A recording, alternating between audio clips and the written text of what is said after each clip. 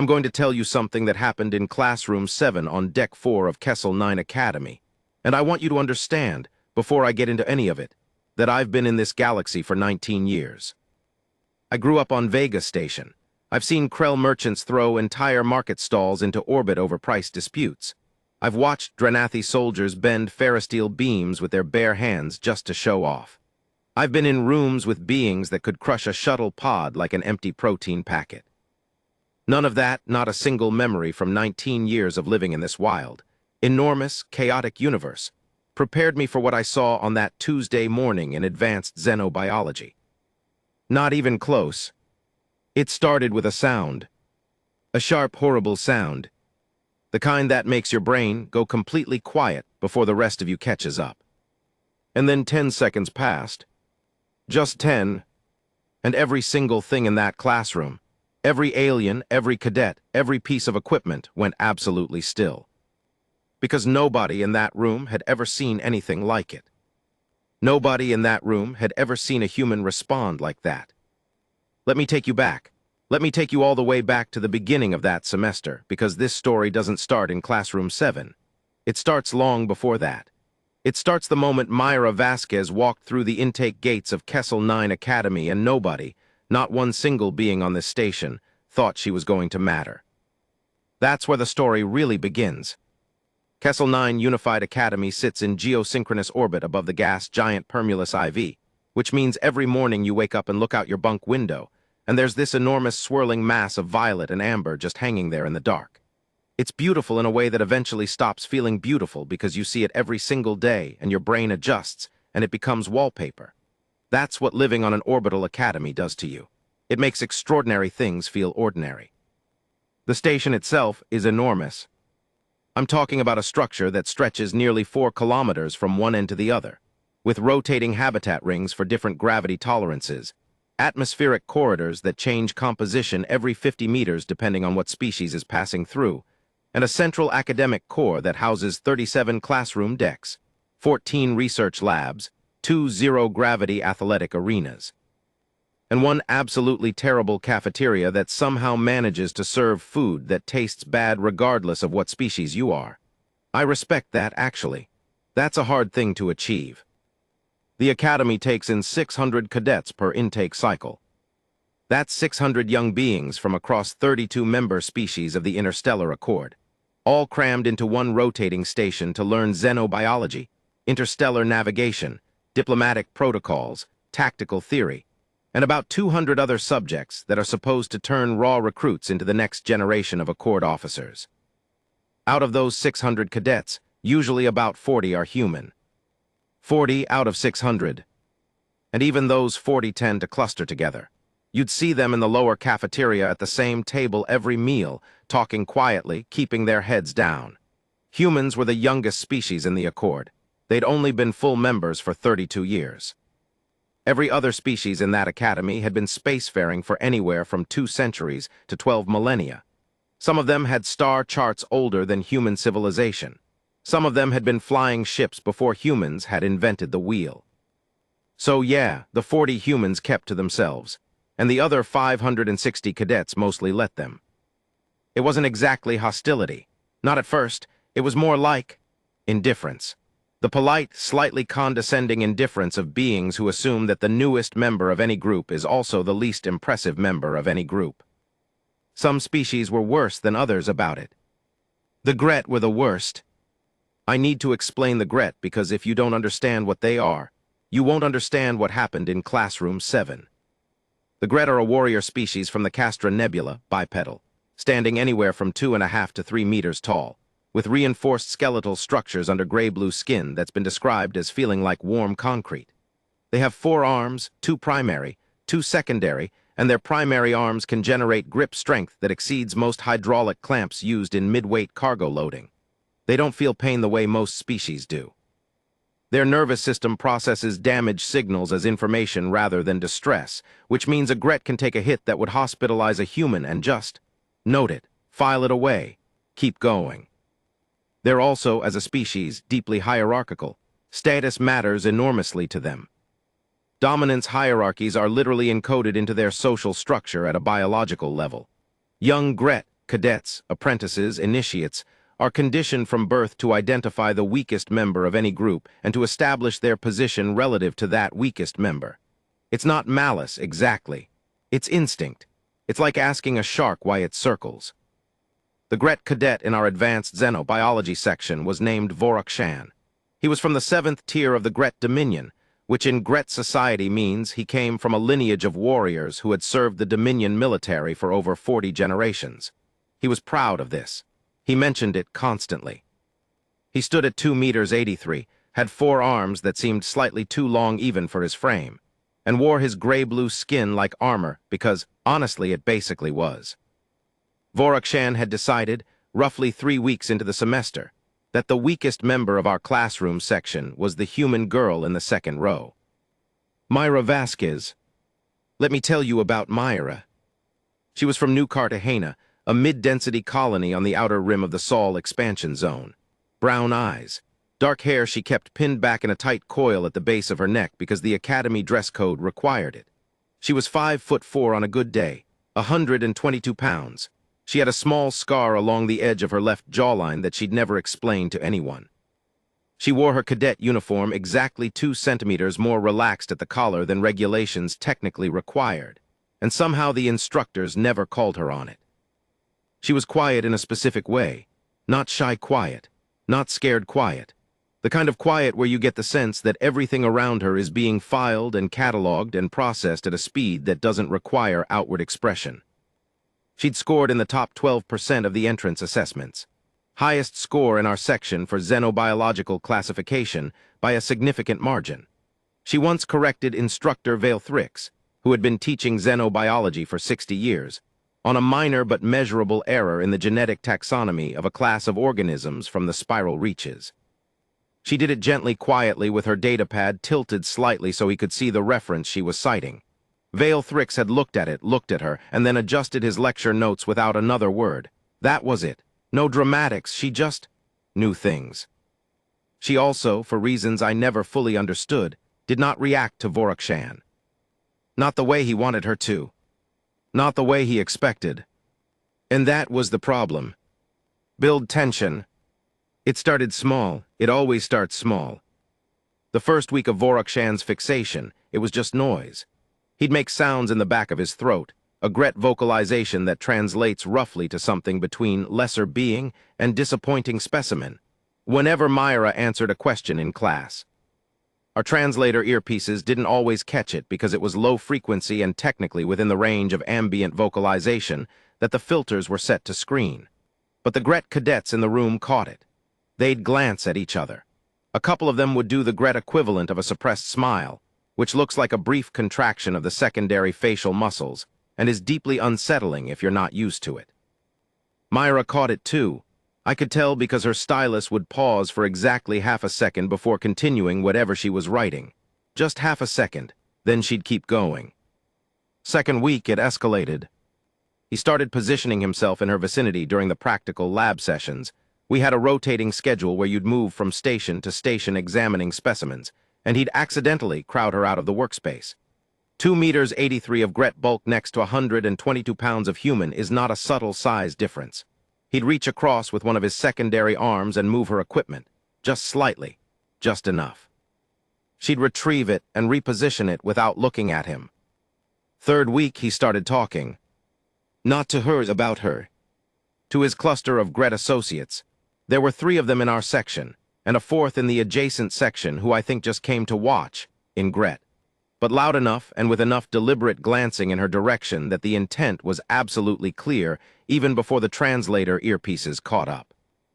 He was saying things like, and I'm paraphrasing from the translated fragments our earpieces managed to capture, the small pink one doesn't understand that she's in the wrong tier, and humans think their 32 years buys them a seat at the table, and once, directly, just audibly enough to be heard. She smells like fear and engine grease, and she doesn't belong in this class. A few of the other cadets shifted uncomfortably. Some of them, I noticed this, I logged it, looked at the floor. Not because they agreed with Vorakshan, but because this was a thing that happened and getting involved was complicated, and nobody wanted to be the next target of a 2 meter 83 Gret who had 40 generations of warrior lineage behind him. I am not proud of having looked at the floor. But I looked at the floor. Myra did not look at the floor. Myra kept her eyes on the specimen display in front of her, made a small notation on her datapad, and turned a page. That's what made him angrier. That's what I didn't fully understand until much later, that her non-reaction was itself a kind of challenge to his instinct system. A Gret bully needs the hierarchy to be performed. Needs the lesser-ranking individual to show acknowledgement of their lesser status. Needs the flinch, the look away, the small submission gesture. Without it, the dominance move doesn't land. Without it, in Gret's social terms, the challenge is actually still open. Myra, whether she understood the Gret social mechanics or not, and given her xenobiology scores, I suspect she understood them very well, was by refusing to react, essentially keeping that challenge open every single day. And Vorakshan was getting impatient. The fourth week, the week it happened, started with a change in the classroom setup. Instructor Veilthrix had announced that we'd be beginning the practical assessment phase, which meant that instead of the standard row seating, the classroom had been reconfigured into clusters of 6 cadets, each around large hexagonal workstation tables. The idea was collaborative species-mixed learning, which was a great idea in theory and had historically been complicated in practice. Vorakshan was assigned to the same table cluster as Myra. I was assigned to the adjacent table, close enough to observe, close enough that when things started going wrong, I was watching from maybe 2.5 meters away. The morning of the incident, I arrived at my station 7 minutes before class started, which was a habit I developed because the station's artificial lighting cycle in the morning was calibrated to shift from the simulated dawn spectrum to full intensity in a way that I found physically uncomfortable. And getting there early meant getting my eyes adjusted before the main wave of light hit. The room was filling up. The ventilation system was pushing a mix of atmospheric compositions through the ceiling diffusers, mostly Earth standard with elevated nitrogen pockets near the Dranathi section, and it made the air smell faintly of something between iron and rainfall, which was not unpleasant. Myra arrived exactly 4 minutes before class. She sat down at the hexagonal workstation, placed her datapad to the left of her specimen tray, and pulled up what looked like pre-reading she'd done the night before. She had annotations in 3 colors. She was the only cadet I'd ever seen who color-coded her pre-reading annotations. Vorakshan arrived 90 seconds later with 2 of his Gret associates, Durak Ven and Solithmar. They were loud in the way large things are loud when they've been raised in environments where size is social currency. Their boots hit the floor with the kind of weight that made the workstation surfaces vibrate slightly. They took their seats with the easy, territorial sprawl of beings who have never once in their lives had to think about whether they were taking up too much space. Vorakshan's seat was directly across from Myra. He looked at her when he sat down. She didn't look up from her pre-reading. He made the low Gret sound. She turned a page. That was the dynamic at 7:53 in the morning, 7 minutes before advanced xenobiology began. Instructor Veilthrix arrived exactly on time. He was always exactly on time, which I appreciated, and began the practical briefing. We were assessing a set of biological specimens from the Kelhari Drift, classifying them using the Unified Taxonomy System, and cross-referencing their environmental adaptations with the world-building data on our displays. Collaborative work. Half the grade was individual, half was group consensus. For the first 30 minutes, things were tense but controlled. Vorakshan kept inserting himself into the group discussion in ways that sidelined Myra's contributions. She'd suggest a classification approach. He'd speak over it, not immediately, but with perfect timing, just as the other group members were about to respond and redirect the conversation. He was good at it. It wasn't clumsy or obvious. It was practiced. But Myra was good too. She'd note her classification on her individual datapad, and her individual score was going to be independent of whatever the group consensus was, so his interference with the group discussion was costing her less than he probably realized. At the 50-minute mark, Instructor Veilthrix announced a brief recalibration period, 15 minutes where we could review our individual work before the second half of the practical began. The noise in the room shifted. Lower, more scattered, people checking their datapads, some quiet conversation. I was checking my own annotations when I heard Vorakshan lean forward. Not a drastic lean. The The kind of slow, deliberate movement that large beings make when they want you to understand that the movement is intentional. He said something in Gret low enough that my earpiece had to work for it, and the translation came back fragmented. Something about earth creatures and playing at science, and eventually they go back to where they belong. Myra continued making notes. He reached out with one of his secondary arms, the lower left one, and put 2 fingers on the edge of her datapad. Not grabbing it, just touching it, just enough. She looked up then, finally looked up, and looked directly at him. I remember the quality of that look because it stayed with me. It wasn't fear. It wasn't anger. It was something much more measured. The kind of look that says, I see exactly what you're doing, and I have already decided how I feel about it, and I am simply waiting for you to be finished. Vorakshan met that look and did not like it. He said something else. My earpiece caught maybe 60% of it. The fragments that came through were, small ones should learn their rank, and 32 years is nothing, and the last fragment which came through clearly, you don't belong at this table. Myra held his gaze for another 2 seconds. Then she looked back down at her datapad. She made a note. She turned the datapad slightly, repositioning it away from his fingers. Vorakshan went very still. In Gret's social dynamics, that stillness is a sign. I know that now. I didn't fully know it then, but I recognized that something had changed in the quality of the air at that workstation. The other cadets at the table, a Dranathi named Kor, a Velthian named Essavara, and a small quadrupedal being called Finch from a species I honestly could never remember the proper name for, they all went very still too. Not because they understood Gret dynamics necessarily, but because the body language had shifted into something that even species with completely different social coding can recognize. Vorakshan stood up. Not fast, slowly, like something unfolding. He was 2 meters 83 of Gret warrior lineage and 40 generations of dominance-conditioned instinct, and he was standing at a hexagonal workstation table in Classroom 7 on Deck 4 of Kessel 9 Academy, and he had decided that the human girl across from him was going to learn her rank. Climax. Here is where I need you to pay close attention, because what happened next took 10 seconds, and I want you to understand every single one of them. Vorakshan stood up.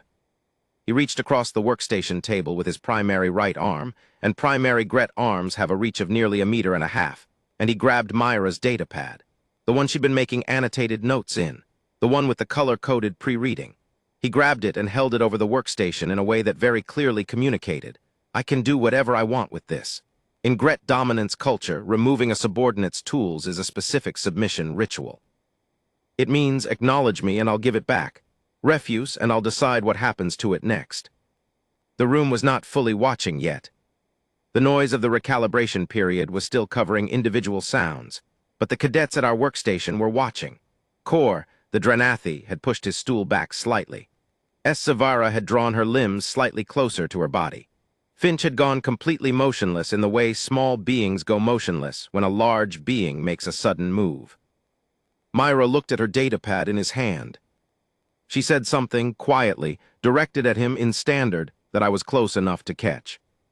She said, put it back, please. Not scared, not pleading, just, put it back, please, the way you'd tell someone they'd accidentally sat in your seat. Vorakshan made the full Gret sound this time, not the low mutter, the actual vocalization. My earpiece caught it completely. Lesser-ranked Earth creature gives no orders here. And then he opened his primary right hand and dropped the datapad, not onto the workstation. He dropped it sideways off the edge of the table toward the floor, a deliberate drop, calculated to let it fall.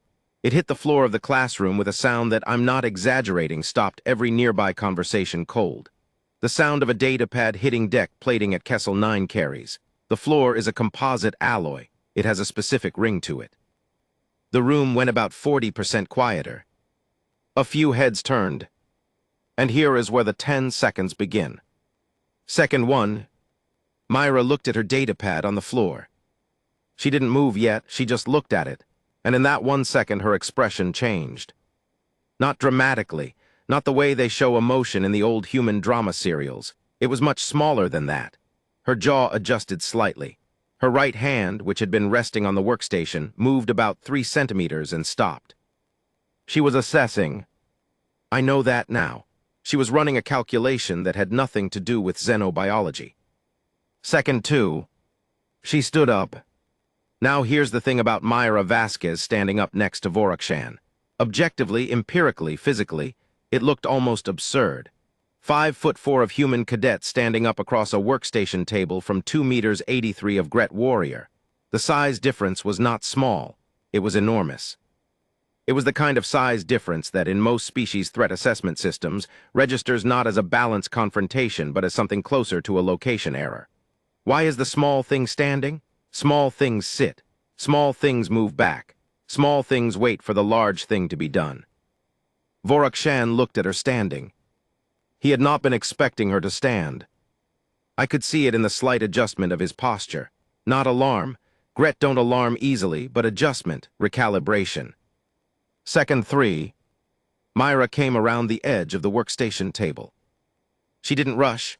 She moved the way a person moves when they know exactly where they're going and they're not in a hurry about it, because hurrying would imply doubt. She went around the corner of the hexagonal table toward where the datapad had fallen, which meant she was moving toward Vorakshan, not away from him. The room was watching now, fully watching. Instructor Veilthrix had paused his review walk on the far side of the classroom, and I could see him tracking the situation. He wasn't intervening yet, which I think is a choice he maybe regrets. I can't speak for him, but he was watching. Every cadet at our workstation had stopped pretending to review their notes.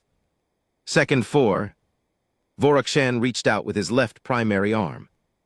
Not reaching for the datapad, reaching for her. A blocking motion, Gret used this as another dominant signal, physically impeding movement to force an acknowledgement.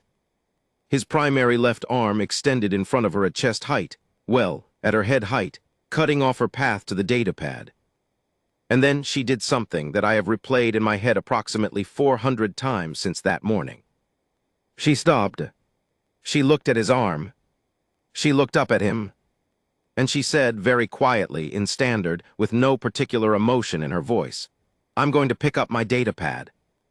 Not asking, not pleading, stating. Second five, Vorakshan said something in Gret that my earpiece translated as, "You don't move until I say." And then this is the moment, this is the precise moment that everything changed. He used his blocking arm to push her. Not a full strike. In Gret terms, it was almost casual. A two-fingered push from a primary arm, which for a Gret is roughly equivalent to someone flicking something off a shelf. He pushed her in the shoulder. And she moved. Of course she moved. 122 pounds doesn't stay stationary when 2 meters 83 of Gret applies force to it. She moved back a step, maybe a step and a half, and her hip caught the edge of the adjacent workstation. The sound she made was very small. And then the room went completely silent. I mean that exactly. Every conversation stopped. Every stylus stopped. Even the ventilation system seemed to hold its breath, which is mechanically impossible, but that is genuinely how it felt in that moment. Second six. Myra Vasquez looked down at her hip, where she'd caught the workstation edge.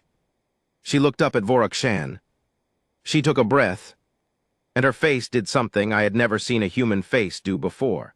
Or maybe I had seen it, in small amounts, in small moments, and this was just the first time I was close enough to witness it at full amplitude. It went very, very still. Not blank. Blank is empty. This was the opposite of empty. This was a face that had just made a decision.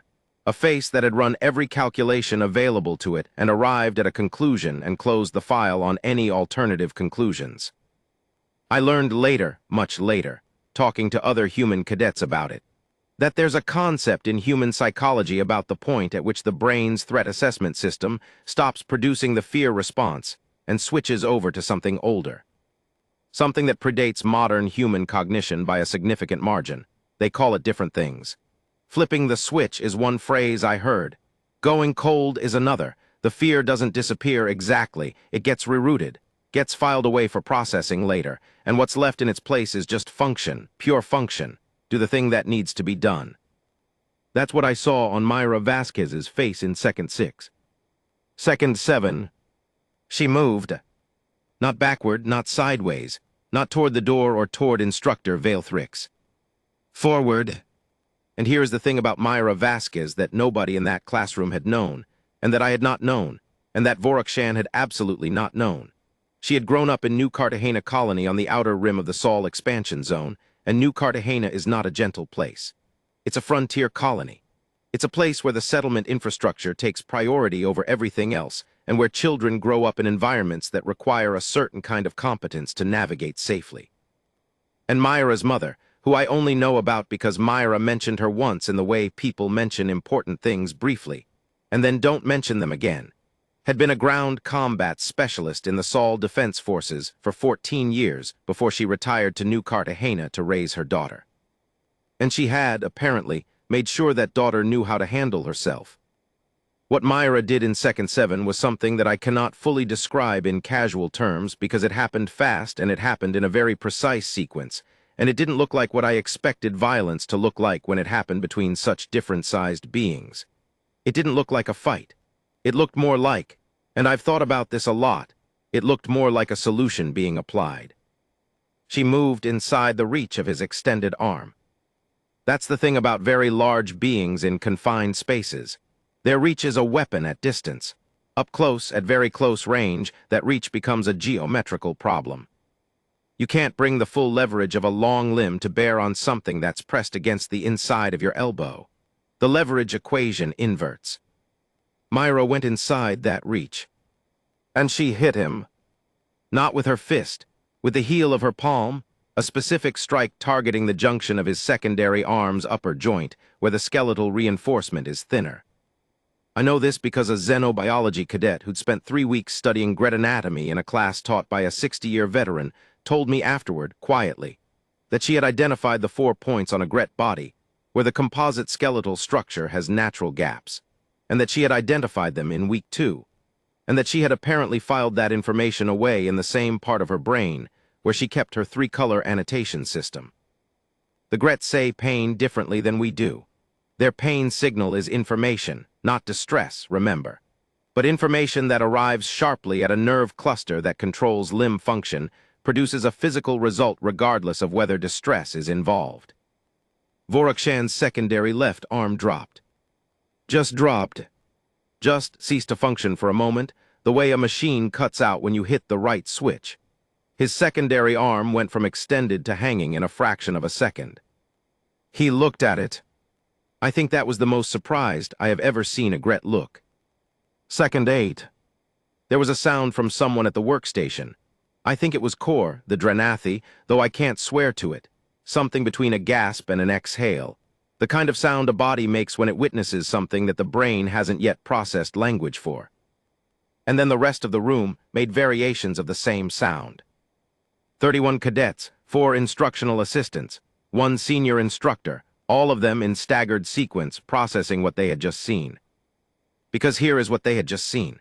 122 pounds of human cadet had stood up, moved forward, closed distance on 2 meters 83 of Gret warrior, and in a single precise movement had temporarily disabled a limb.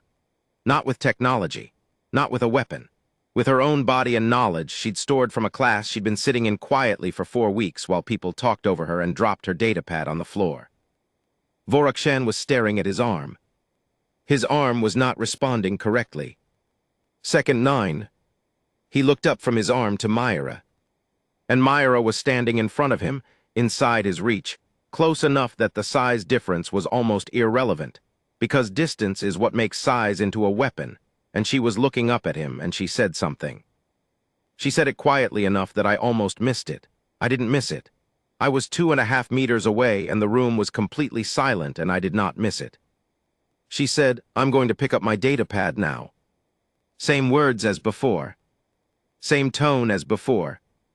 Like the last 60 seconds had been a parenthesis. Like she was simply completing the sentence she'd started before the interruption. Second 10. Vorakshan did not move. He looked at her for a long moment. He looked at his arm. He looked back at her. And then he stepped back. 1 step, 1 single step. And Myra walked past him, bent down, picked up her datapad from the deck plating, checked it for damage. There was a small crack on the lower left corner that the display compensated for automatically, and walked back around the hexagonal workstation to her seat. She sat down. She pulled up her classification notes. She made an annotation. And the entire classroom, 31 cadets, 4 instructional assistants, and 1 very senior instructor, stood there in absolute silence and watched her do it. Resolution. Nobody spoke for a long time. I mean nobody. Even Vorakshan's Gret associates, Durak Ven and Solith Mar, who had been watching from their nearby stations with what I'd interpreted as low-level amusement for the previous 4 weeks, said nothing. They were looking at Vorakshan in a way that I recognized from the Xenosocial Psychology module we'd covered in the 3rd week. It was reevaluation. They were running new data through old frameworks. They were recalculating a hierarchy. Vorakshan stood there for maybe 15 seconds, which felt like 15 years. And then, with the careful, deliberate movements of a being who is intensely aware that everyone is watching him, he returned to his seat. He did not look at Myra for the rest of the class. Instructor Vailthrix cleared his throat. He said something about returning to the practical assessment. He didn't address what had happened. I think he was processing it the same way everyone else was processing it, slowly, in layers, like cold data running through a warm system. The classroom came back to life gradually, not all at once. It was like watching a tide come back in, first one small sound, then another, then conversation resuming in low tones, then the general ambient hum of 30-some beings pretending to focus on xenobiological classification, while their brains were doing something else entirely. After about 5 minutes, Essavara the Velthian, who was sitting next to Myra at the workstation, leaned over and said something quietly. I couldn't hear the words, but I saw Myra's response, a small exhale that might have been a laugh and a single nod. Then she went back to her datapad. The practical assessment continued. The rest of the class period passed without incident. After class, in the corridor outside classroom 7, things were different. Not loudly different. Subtly different, the way a room is different after someone opens a window, same furniture, same walls, but the air has moved. I watched 3 things happen in that corridor in the 40 minutes after class let out. First thing, a Lyranthian cadet named Evasal, who had been in our section all semester and who I'd never seen speak directly to any of the human cadets, walked up to Myra in the corridor and said something that my earpiece caught as, You knew about the joint." It wasn't a question. It was almost an acknowledgement. Evasal held her gaze for a moment, gave a short bow that in Lyranthian culture signifies respect given to a peer, and walked on. Myra didn't make a big thing of it. She nodded back and kept walking. Second thing, 2 of Vorakshan's Gret associates, who I would have expected to be angry or defensive on his behalf, did not behave that way. They moved differently in the corridor, not toward Myra with aggression, not avoiding her either, more like recalibrating their path around her the way you recalibrate your path around anything that has newly demonstrated it belongs in a different category than you'd put it in. In Gret hierarchical terms, what I was witnessing, and I didn't fully understand this until I consulted the Xenosocial module later that afternoon, was an adjustment. The kind of adjustment that only happens when evidence has overridden assumption. Myra had changed her position in the hierarchy. Not by asking for it, not by arguing for it. By demonstrating in 10 seconds that she'd been doing work that no one had noticed, and that the work had produced something real. Third thing, and this is the one that stayed with me the longest, I fell into step beside Myra in the corridor, about 20 meters from the classroom entrance. I don't know exactly why I did this. I'd been in the same section as her for 4 weeks, and we'd exchanged maybe 30 words total, but something about what I'd just witnessed made me want to say something. I just didn't know what. We walked in silence for a few steps. Then I said, "You knew the joint would do that." She glanced at me sideways. "Week 2, she said. "You could have just told an instructor," I said. "About the dropping the datapad, "Yeah," she said. And then she didn't say anything else for a moment, and I got the sense she was deciding whether to continue. She did continue. "My mom used to say something," she said. "She used to say that when someone's been testing you for a while, the only answer they understand is a demonstration." I thought about that. "Does it always have to be that kind of demonstration?" I asked. She considered the question seriously, like she actually thought about it. "No," she said finally, "but he already used words, he already heard words, a lot of them." She paused. It was time for something different. We reached the corridor junction, and she turned left toward the human cadet block, and I turned right toward my own block, and that was the last conversation of consequence we had that day. But it wasn't the last consequence of the day. In the week that followed, a few things changed around Classroom 7 in ways that I noticed and logged and thought about. Voruksan did not address Myra again for the remainder of the semester. Not in the Gret dominance vocalization way. Not in the crowd her out of the lab way. Not in any way. He didn't avoid her exactly. They were in the same section. They were at the same workstation table. That was just the reality. But the dynamic had been rewritten, and the new version didn't include any of the old moves. I talked to a Gret cadet from another section about this, a few weeks later, trying to understand the cultural mechanics. She was patient with my questions. She explained it better than any module had. In Gret hierarchy, a dominance challenge that fails publicly doesn't just fail for that encounter. It revises the permanent ranking record between those two individuals. Once the challenge is failed, it cannot be reattempted. The hierarchy has been established. Myra had not just defended herself in that moment. In Gret's social terms, she had settled the question. Durakven and Solithmar began slowly to treat the other human cadets in our section differently. Not dramatically, not with ceremony, just differently. Less occlusion in doorways, less of the ambient low-frequency vocalizations during class, small adjustments. I think it was spillover from the recalculation they'd done about Voruksan. If their highest status peer had misjudged Myra Vasquez that badly, if there was data about humans that they hadn't correctly accounted for, then maybe their models needed updating more broadly. Myra's score on the practical assessment, for what it's worth, was the highest in our section by a margin that instructor Valethrix mentioned briefly in his feedback notes. He said something about consistent application of prior research to active problem solving, which was a very measured way to describe what had happened. He did pull her aside after class one day. I was too far away to hear, but I saw it. And whatever he said to her lasted about 90 seconds and ended with him giving a very slight nod that, from Valethrix, I knew was significant. He didn't nod lightly. He was Thornari, and Thornari nods are serious business in that culture. She nodded back. That was apparently sufficient. What I've been trying to figure out, in the weeks since all of this happened, is what the lesson is. Not the lesson for Voruksan, though that one's fairly clear. Not the lesson about Gret's social mechanics, or Myra's xenobiology scores, or even the specifics of what she did in those 10 seconds. I've been trying to figure out the lesson for me.